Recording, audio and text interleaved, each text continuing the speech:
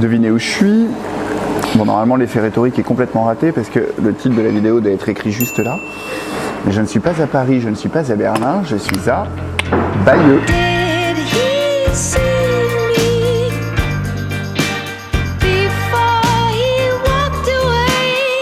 Merci beaucoup. Au revoir. A priori, ça date de 1898. Comment ça s'appelle?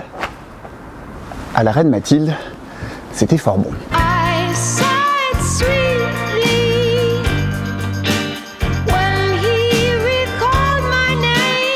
C'est joli, non? On dirait un petit peu dans une BD, je trouve.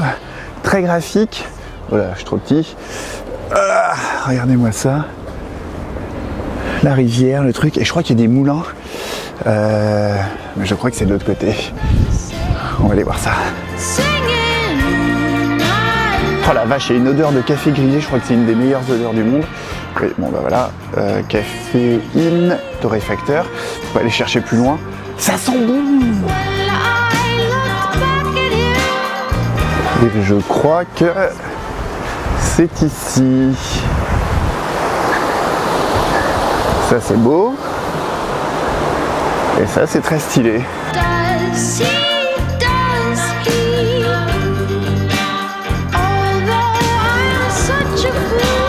Comment elle s'appelle?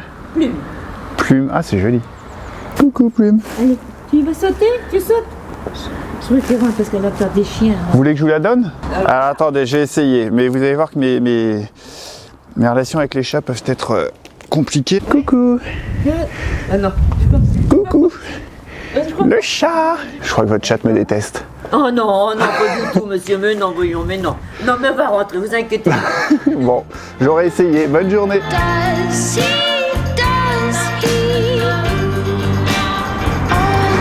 Bon, je pense que le premier stop, ça va être la cathédrale de Bayeux.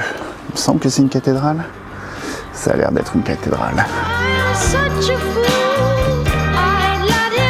Alors, voyons ce que nous réserve cette cathédrale.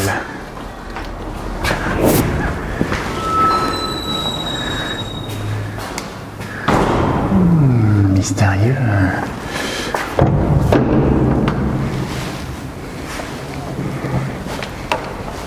Le masque.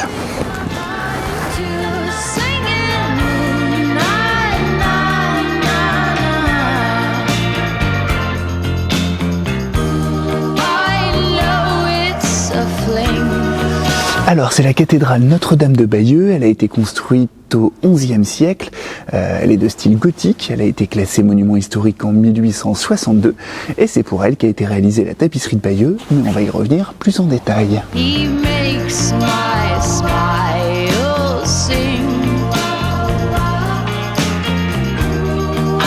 Devinez qui est-ce qui a faim? C'est Bibi.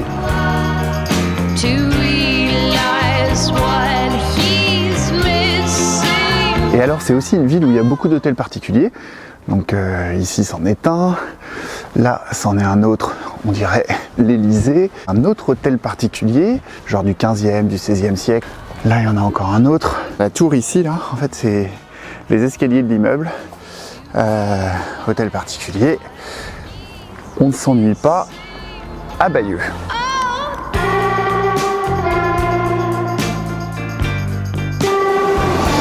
Regardez comme c'est charmant, c'est un endroit que je qualifierais de petite Venise normande. Ça sent super fort la cuisine et vous savez ce que ça signifie? Je vais aller déjeuner. Velouté, panna cotta, ça a l'air très bien.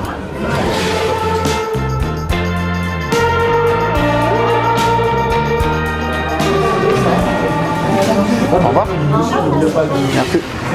Alors, la nuit au musée 2. Vous vous souvenez sans doute que j'avais déjà visité un musée à Paris dans lequel j'étais tout seul. Eh bien, je récidive aujourd'hui avec le musée d'art et d'histoire de Bayeux. C'est l'immense privilège qu'on a lorsqu'on fait des vidéos sponsorisées. Alors, c'est un musée qui est super intéressant parce qu'il part de la préhistoire et il va jusqu'au XXe siècle. Et en fait, ça mélange à la fois des trucs un peu, à la fois artistiques, comme ici, un tableau. Alors, avec une scénographie assez intéressante, vous voyez qu'il n'y a pas de cadre, qu'il n'y a pas vraiment de mur, tout est ouvert, etc. Alors que ça, c'est un tableau qui date de 1879. Mais c'est aussi un musée avec des outils, des pierres, vous voyez ici des vases, des trucs comme ça. Donc c'est vraiment, il y a tout pour solliciter le cerveau des petits curieux que vous êtes. Regardez ce tableau, les couleurs sont magnifiques, le bleu et rouge. Ici, on a des statues funéraires. Là, le plafond est magnifique. Donc ça, c'était l'ancien tribunal, avec une Marianne gigantesque. Quand on passe ici, on a les appartements, je sais plus, du curé, de l'évêque, de l'archidiacre, bon, je sais plus trop qui vivait là. Et ici, une salle consacrée au XVIIIe siècle, avec ses chaises suspendues au plafond. Ici, c'est un truc consacré à la maîtresse de Napoléon, dont on se moquait un peu parce qu'elle était devenue moche. Et donc du coup, ici, il y a des caricatures, vous voyez là, on la voit, elle, pas belle, et déguisée en Napoléon. Et la pièce consacrée à la porcelaine de Bayeux et ses motifs caractéristiques. Juste à côté, on a une pièce consacrée à la dentelle. Là, par exemple, il y a un papillon en dentelle. Ici, on nous montre des outils. Ici, un sosie de Mercredi Adams. Vous voyez, on peut soulever. Ici, c'est un Matisse. Bref, c'est un musée super intéressant, je trouve, très ludique, on se sert de ses mains. J'adore son aspect à la fois moderne et ancien dans l'architecture, et ce mélange histoire et art est du meilleur effet. Bref, je vous conseille grandement.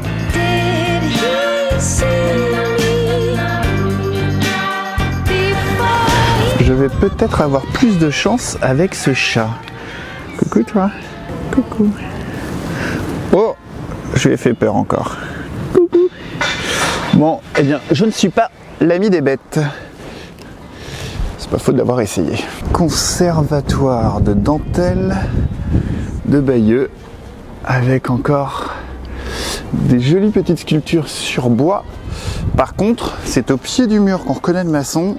Et là, pardon, mais c'est pas d'une droiture exceptionnelle, mais il doit y avoir une raison, je fais du mauvais esprit. Bonjour. Bonjour. Ça sent la bière locale, j'ai l'impression.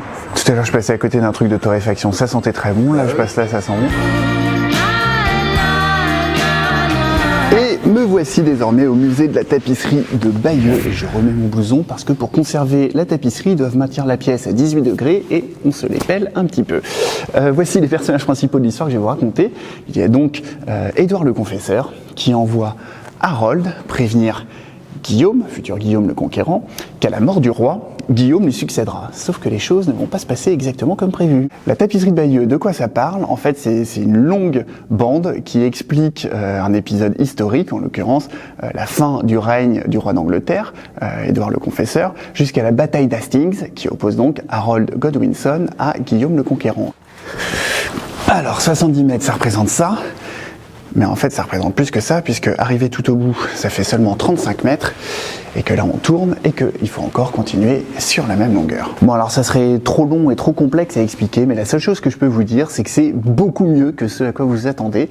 En fait, bon, il y a cette idée de dire... c'est un peu la première bande dessinée de l'histoire, puisque comme vous voyez, donc c'est une longue frise avec des personnages, il se passe plein de choses, mais c'est pas c'est vraiment chronologique, c'est pas juste des étapes les unes après les autres, comme on peut voir par exemple sur les vitraux d'une église, etc. Là, il y a vraiment plusieurs personnages à qui il arrive des choses, et puis il y a différentes scènes et qui racontent une vraie histoire. Et en fait, ça a été notamment une des sources d'inspiration de Ken Follett pour L'Aube et le Crépuscule. Bon, là, je viens de tourner, je sais pas si vous avez vu, et donc là, il y a à nouveau 35 mètres. Et en fait, il y a plein de détails. On a appris beaucoup de choses en étudiant cette tapisserie sur les coutumes de l'époque, qu'est-ce qu'ils mangeaient, comment ils construisaient leur château, la taille des chevaux, etc. Et puis il y a des vrais effets de mise en scène, comme par exemple ici, là, avec les chevaux. Vous voyez, on voit ici au début qui sont très groupés. Et puis au fur et à mesure, tac, ils prennent de l'élan, ils accélèrent, etc. Faut bien imaginer qu'on est au XIe siècle et que c'est pas comme si on avait l'habitude de faire de la bande dessinée ou du dessin animé, et c'est vraiment des trouvailles super intéressantes. Alors il y a une frise haute avec des personnages un petit peu genre des griffons, des trucs comme ça, et une frise basse qui présente d'autres trucs, des archers, etc. Et bref, c'est absolument fascinant, il y a un vrai storytelling. Quand vous venez ici, vous avez un audio guide qui vous raconte tout ça, et c'est génial.